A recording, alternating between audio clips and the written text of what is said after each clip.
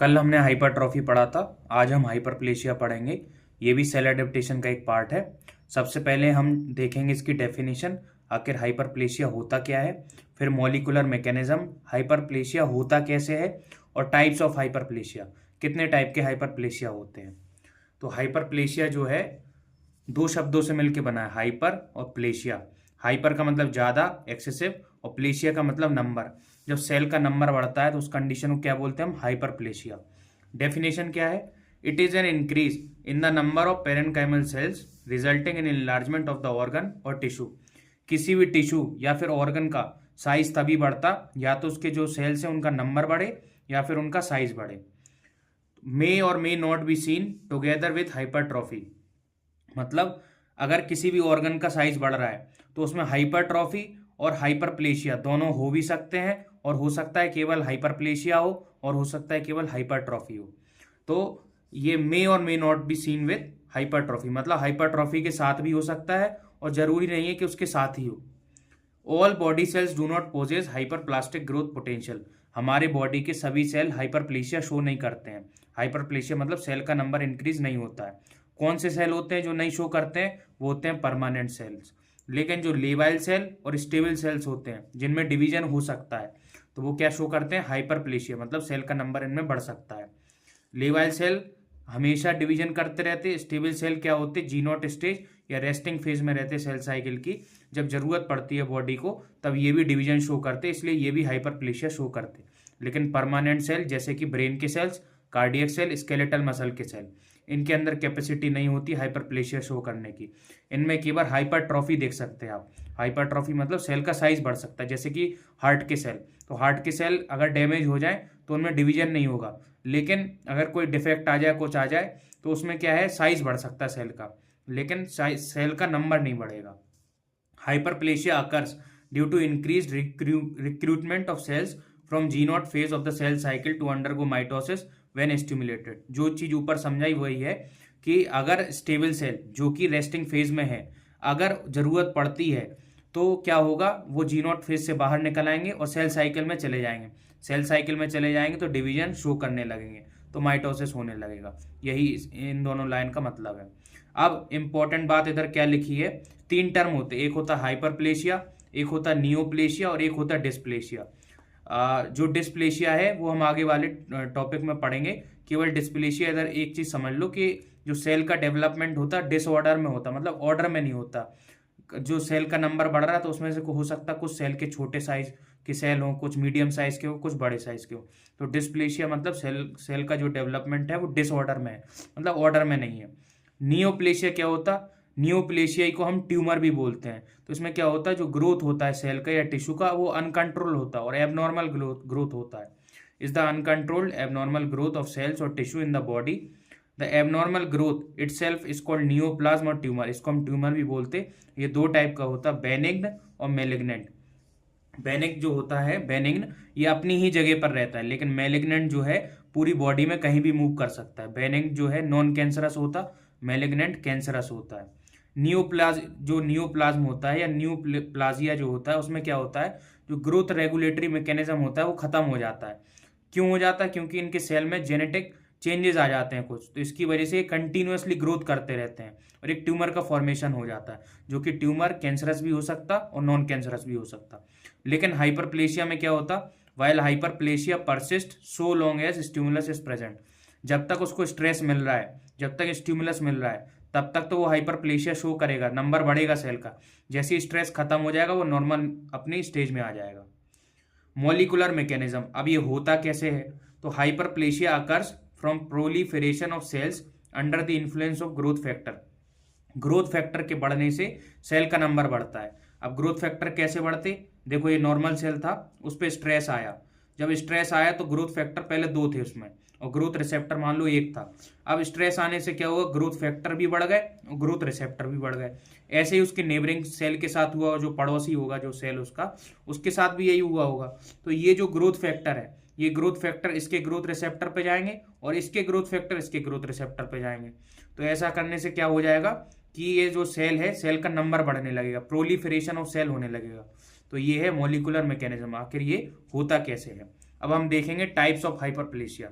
Hyperplasia जो होता है दो टाइप का होता है, एक होता है फिजियोलॉजिकल हाइपरप्लेशिया और एक होता है आपका पैथोलॉजिकल। अब फिजियोलॉजिकल में कुछ एग्जाम्पल, फिजियोलॉजिकल भी दो टाइप का होता है, एक होता है हार्मोनल हाइपरप्लेशिया और एक होता है कंपेंसेटरी हाइपरप्लेशिया। हाइपरप्लेशिया मतलब सेल का नंबर बढ़ना। हार्मोनल समझ में आ रहा, हॉर्मोन्स की वजह से हाइपरप्लेशिया हो रहा है, मतलब सेल का नंबर हॉर्मोन्स की वजह से बढ़ रहा है।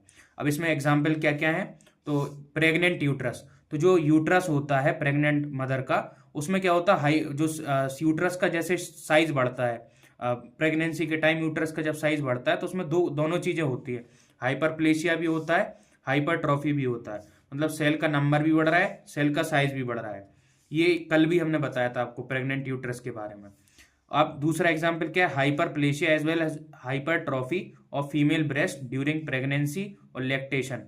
क्या होता है, प्रेगनेंसी के टाइम जो फीमेल ब्रेस्ट होता है उसका साइज बढ़ता है, और लैक्टेशन मतलब डिलीवरी के बाद जो ब्रेस्ट फीडिंग मदर होती तो उसका भी जो ब्रेस्ट का साइज होता है बढ़ता है। क्यों बढ़ता है, उसमें हाइपरप्लेशिया और हाइपरट्रॉफी दोनों होती है, मतलब सेल का नंबर भी बढ़ता है और सेल का साइज भी बढ़ता है, और प्यूबर्टी में भी देखने को मिलता है फीमेल्स में। दूसरा टाइप होता है फिजियोलॉजिकल हाइपरप्लेशिया का कंपेंसेटरी हाइपरप्लेशिया। कंपेंसेटरी मतलब कमी हो गई तो उसकी भरपाई कर दी जाए। तो एग्जाम्पल क्या है, marrow hyperplasia following rapid loss of blood in haemolysis और ब्लड डोनेशन। मान लो जब हम ब्लड डोनेट करके आए, मान लो एक्सीडेंट हो गया किसी का तो ब्लड लॉस हो गया, तो उस ब्लड को कंपेंसेट करने के लिए ब्लड मैरो के जो सेल्स होते हैं, बोन मैरो के जो सेल्स होते हैं, उनमें हाइपरप्लेशिया होता है, मतलब सेल का नंबर बढ़ने लगता है। क्यों बढ़ने लगता है, ताकि ब्लड बढ़ जाए बॉडी में। दूसरा एग्जाम्पल क्या है, restoration to normal size of the donor liver following lobectomy done for liver transplantation. मान लीजिए किसी ने लीवर का ट्रांसप्लांटेशन किया, पूरा ट्रांसप्लांट नहीं होता है, कुछ लोब्स का ट्रांसप्लांटेशन होता है। लीवर जो होता है कई सारे लोब्स में बटा हुआ रहता है, तो कुछ लोब्स का मान लीजिए ट्रांसप्लांटेशन हो गया, तो आप बॉडी को जरूरत है कि पूरा लीवर बनाना है, तो उसमें क्या होगा, क्योंकि ये क्या है, एक स्टेबल सेल है, तो जब स्टिमुलस मिलेगा तो इसमें भी डिवीजन शुरू हो जाएगा, और ये जीनोट स्टेज से जो लीवर के सेल हैं वो सेल साइकिल में आ जाएंगे और वो अपना नॉर्मल साइज को रिस्टोर कर लेंगे। तो ये कंपेंसेटरी हाइपरप्लेशिया के एग्जाम्पल है। और हार्मोनल हाइपरप्लेशिया में क्या क्या है, प्रेग्नेंट यूट्रस और फीमेल ब्रेस्ट। अब है पैथोलॉजिकल हाइपरप्लेशिया।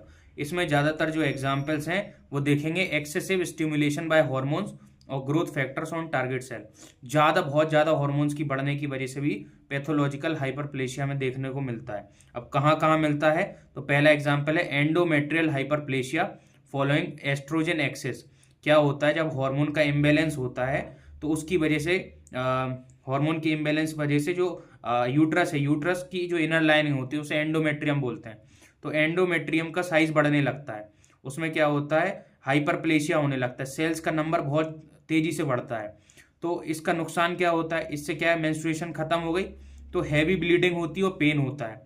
अब ये हार्मोनल इम्बैलेंस के कई रीजन हो सकते हैं, जैसे कि पीसीओडी पॉलीसिस्टिक ओवेरियन सिंड्रोम भी हो सकता है, ओबेसिटी मोटापा भी हो सकता है, इरेगुलर पीरियड्स भी हो सकते हैं जिसमें क्या होता है, ओव्यूलेशन में प्रॉब्लम आ जाती है। तो कई सारे रीजन हो सकते हैं एंडोमेट्रियल हाइपरप्लेशिया के। जो इनर लाइनिंग होती है यूट्रस की, उसका सेल का नंबर बहुत तेजी से बढ़ता है। क्यों बढ़ता है, एस्ट्रोजन का एक्सेस हो जाता है, एस्ट्रोजन का एक्सेस हुआ हार्मोनल इम्बैलेंस की वजह से। उसके भी कई सारे रीजन, अकेले ये नहीं और भी रीजन हो सकते हैं, जैसे कुछ रीजन में से एक है PCOD polycystic ovarian syndrome, obesity और इरेगुलर पीरियड्स। अब दूसरा एग्जाम्पल देखने को क्या मिलता है, formation of skin warts non healing ulcers from hyperplasia of epidermis due to human papilloma virus. मान लो किसी को इस वायरस से इन्फेक्शन हो जाए तो उसकी वजह से क्या होता है, जो स्किन के सेल्स होते हैं उनमें स्किन वॉर्ड्स हो जाते हैं, मतलब छोटे छोटे फुंसियाँ सी हो जाती है जो हील नहीं होती, उन्हें नॉन हीलिंग अल्सर या फिर स्किन वॉर्ड्स बोलते हैं। तो ये भी एग्जाम्पल है पैथोलॉजिकल हाइपरप्लेशिया। पैथोलॉजी मतलब कोई डिजीज कंडीशन है, एबनॉर्मल कंडीशन। फिजियोलॉजी में क्या होता है, नॉर्मल कंडीशन होता है, बॉडी को डिमांड है इसलिए वो चेंजेस कर रहा है सेल अपने अंदर। अब इसमें तीसरा एग्जाम्पल क्या है, benign prostatic hyperplasia in old age. जब मेल्स में क्या होता है, ओल्ड एज में जैसे जैसे उनकी उम्र बढ़ती है तो प्रोस्टेट का साइज बढ़ता है। प्रोस्टेट का साइज क्यों बढ़ता है, हार्मोन की इम्बैलेंस की वजह से। वो बेनिग्न होता है, मतलब नॉन कैंसरस होता है। अब साइज जब बढ़ता है तो क्या होता है, जो यूरेथ्रा होता है वो सकरा हो जाता है, नैरो हो जाता, तो यूरिन पास करने में प्रॉब्लम होती है। ये ओल्ड एज में देखा जाता है। फोर्थ एग्जाम्पल है ductal hyperplasia in the breast. Breast में क्या होता है, ये भी हार्मोनल इम्बैलेंस की वजह से होता, तो इसमें क्या होगा, डक्ट जो होती हैं जो ब्रेस्ट के अंदर, उसमें हाइपरप्लेशिया होता है, मतलब सेल का नंबर बढ़ता है, तो ब्रेस्ट के अंदर गांठें सी पड़ने लगती हैं। तो अगर ये प्रॉब्लम आ रही है तो इसका मतलब ये भविष्य में उसको ब्रेस्ट कैंसर हो सकता है। तो आज हमने क्या देखा, हाइपरप्लेशिया देखा। कल हम अगले टॉपिक पे आएंगे, शायद हम एट्रोपी पढ़ेंगे कल। Thank you.